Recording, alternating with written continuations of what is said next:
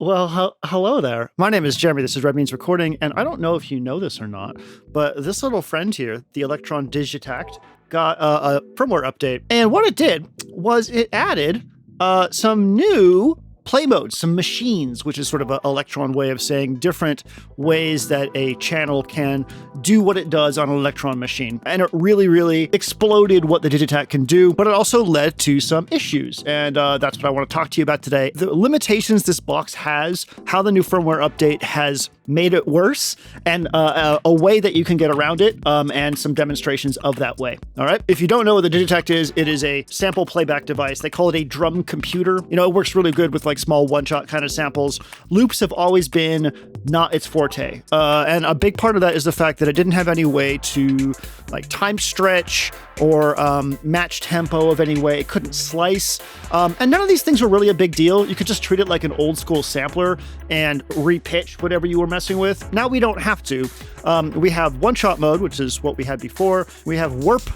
If you have a big package, throw it down, flip it, and warp it. And we have slice mode, which allows you to create a grid and trigger the slices. All of these are fucking dope. Slice mode especially, I was like, ooh, I'm going to get up in here and do some really cool melodic and ambient slicing. The sequencer in the Digitakt is one of my favorite sequencers in the world. All these little black square boxes from Elektron have my favorite sequencer that I've ever worked with. And so I was really excited about the prospect of getting some of these more, modern sample tools in one of my favorite hardware samplers in the world. Immediately, I ran into the biggest issue that this Digitakt has, and that is the space issues. There's a 2 gigabyte plus drive, which is the thing you load your samples on into from the computer. And then each project has 128 slots for samples or 64 megabytes of sample memory, which if you're using one-shots, you're going to be okay. But the moment that you start introducing longer loops of any kind, things just go like haywire quickly. I did like an exploration of this new firmware, ended up doing 3 sort of ambient performance things, which you'll find on my second channel. There's a link in the description. I ran out of sample memory after loading 14 samples out of 128 possible slots. There was already a huge limitation on this box, and with the addition of these tools, a lot of people are going to get the impression that this thing is going to be like a little Octatrack or something, and it's not. The Octatrack and the Digitakt are still very far removed from each other. I love the workflow of this over the Octatrack. Anyways, the point here is, in order to get over the sample memory limitations, there are some tricks you can do, going back to old school samplers, and one of those tricks is pitching up the samples before they go on the device. When you take a sound and you pitch it up an octave and don't like warp it, it gets shorter, right? It takes up less space. And then you bring it into your sampler and you turn it down an octave. This has the effect of messing with the high end of the sample. And I'm going to kick it over to Other Jeremy to tell you why. Hi, it's Other Jeremy here. So I have 2 white noise samples. The first one is just normal white noise straight out of Ableton's analog synthesizer. And the second one is that same white noise, but I pitched it up and consolidated it, and then I squished it out, and then it's got the same thing that happened to all those noises that happened in the thing that we're doing. We're going to look at what happens to the frequencies up here, right near the Nyquist limit, up at 20K right here, okay? So there's our first white noise. You can see that it's all the way up here, right? Whoa, cool, yeah. And there it is. Wow, all the way down to 13.57K that we lose. Let's do it again. Woo! So that's around 7K that we're losing, I'd say, in terms of frequency response in the upper end.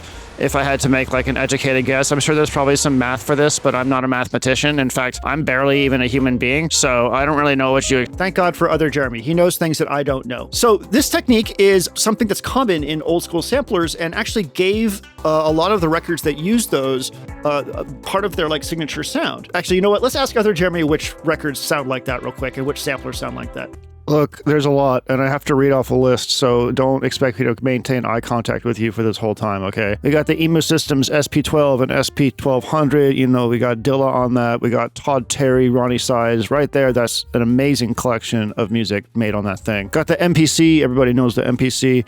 We got DJ Shadow, Prefuse 73, Arab music. I mean, this is like a small handful of people that have made amazing albums with the MPC. We got the Ensoniq EPS, the EPS 16 Plus, and the ASR 10 on that. We got RZA, we got Wu-Tang, we got Kanye, and again, like so many more. I'm just reading small amounts. And then one more example, the Akai S950. Jungle music was really, really popular to make on that. Moby, Fatboy Slim, Mr. Oizo. Like, these samplers are huge in so many different types of music. Thank you, Other Jeremy. It's very nice of you to do research for me. It's really too bad about all those homicide allegations. I hope you get through that. I am shitting myself a little bit right now to tell you this because like I haven't gone to the bathroom, but like it is. So what have I done? Well, I have prepared a bunch of samples, and I have prepared normal versions of them, and I then prepared a bunch to pitch up an octave and load on here that way. So I have these samples here, and I want to play them back for you so you can hear what this technique does to different types of material. And I also want to show you some ways where we can sort of mitigate it a little bit. And then at the end, I'll have a little jam of something that I made. Okay. So we already know from Other Jeremy what we can expect from a frequency response issue here in terms of like sort of some low pass filtering. But let's go ahead and listen to some of this stuff and see what we have. We're going to start off with some drum and bass loops. Okay. We'll start with the original sample, and then I'll play the pitched one second. Okay.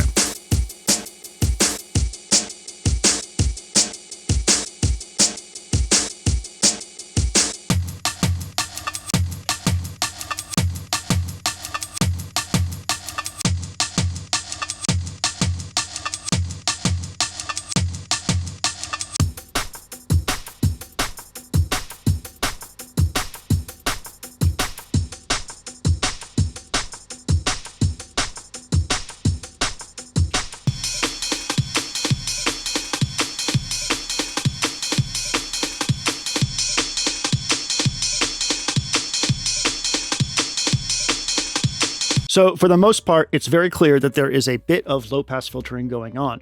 Some breaks, you can hear like the tambourines kind of disappear a little bit. Other ones, just a little bit of the crispiness of the high end rolls off. This is going to be a regular thing.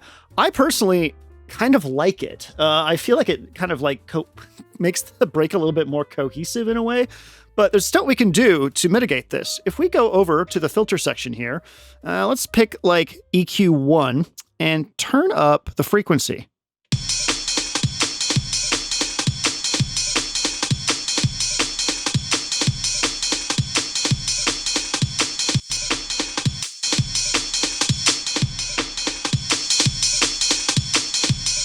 And then you can go into the filter page too and add just a tiny bit of the sample rate redux. And now you can hear this little fizziness on top. It's not quite the same as having the original, not low pass filtered version, but it does help. And it has the added bonus of giving you a bit more of that classic old school sampler feel. So I don't know how long we've had that sample rate reduction thing. We've had bit rate reduction for a long time.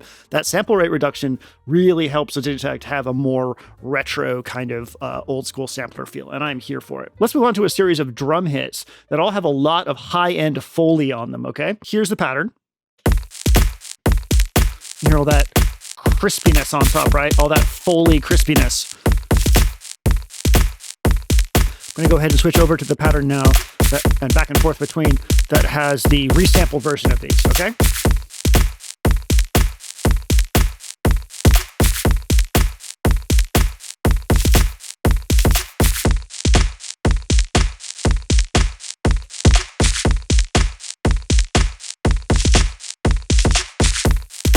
So definitely losing out on some high ends, right?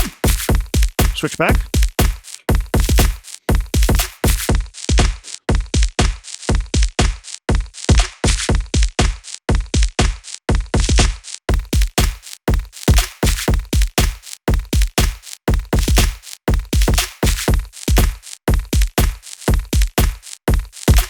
So it does not completely fix the issue, but there is a certain sort of, for lack of a better way of putting it, coziness to that low post filtering that I think really is going to suit different types of music really well. These super high fidelity, like all full spectrum layered, like Foley kick drum things, like those are not really what we generally work with in this. And there's lots of ways to add high end back to sounds. So far, this technique is working pretty well. The next bank that we'll be working with is a series of drum loops from The Count, who is a prolific and amazing sample creator.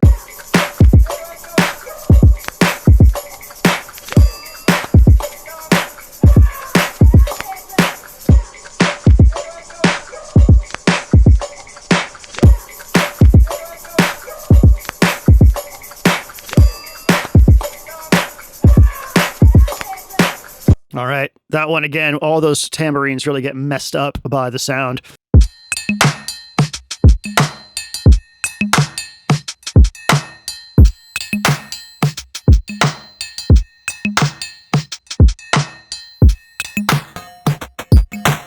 Oh, there it is right there, yeah. No lie, that's fucking great. So I'd say that some of those drums survive that okay, and some of them do not, and that's to be expected. I've got one more set of stuff to go over here, and this is samples from Playbox, which is a Native Instruments contact instrument.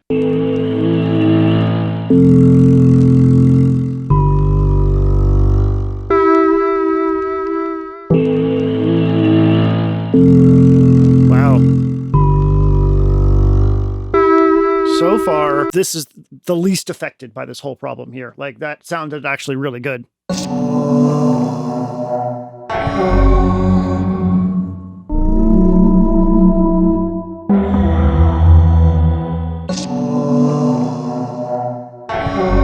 These don't really have any of that super delicate high end that's getting messed up by it.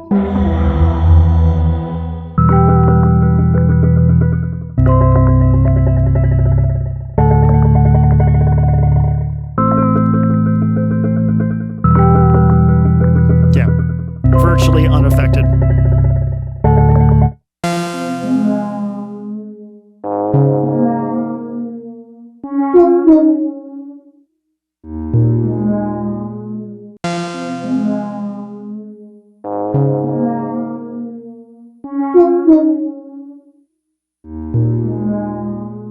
Okay, that's all the material I have to test. And I think it's pretty clear that in some situations, depending on how much you care about that extra frequency amount that Other Jeremy told us about. Other Jeremy, how much was that frequency loss again? It's like 7K frequency loss or something. Thank you, Other Jeremy. Best of luck in court. The unicorns deserved it. They know what they did. As long as you don't really mind that, or you can work around it with some other sample, like adding noise to the top of things, or doing like, there's lots of ways to increase the high end of a track, the ceiling of a track, right? Then I certainly think that this is a viable way of getting more space out of your Digitakt. I guarantee you no one Elektron is watching this, and no one will ever care, but adding this as some kind of option to Elektron transfer would be amazing. Like, push a button and say, please pitch all my samples up an octave when I transfer them over. Not everybody has the means to like batch process a whole bunch of their samples into like octave up versions. They don't have the hard drive space. Unfortunately, this whole thing is kind of gate kept by one, like the ability to, batch process files and figure out how to do that, and two, extra hard drive space to hold that stuff. With the addition of Loop Cloud to this whole thing, Loop Cloud integration, this becomes even more important. Like, they're giving people like integration with this, sample platform. Like, people are going to want to put stuff on here to slice and to do interesting things with. And it's just going to fill up their Digitakt so fast. Like, I've kind of come to think of this box as something that I don't get to like just keep good stuff on and pull from like I do with the Deluge, or even the Mate, Dirty Wave Mate. I have to like constantly manage my space on the plus drive with this thing by backing up projects and taking them off. It's not really cool. I don't like doing that. That's my spiel. Pitch your samples up an octave before you bring them up into the Digitakt, and you'll have a lot more space both on your plus drive and a lot more space on your projects, and you can get a little bit more of that old school sampler feel if you want. I'm going to make a little pattern with some of the stuff we've been listening to here, and I'll play us out. Thank you so much for watching. My name is Jeremy. This is Red Means Recording, and I hope you have a wonderful day.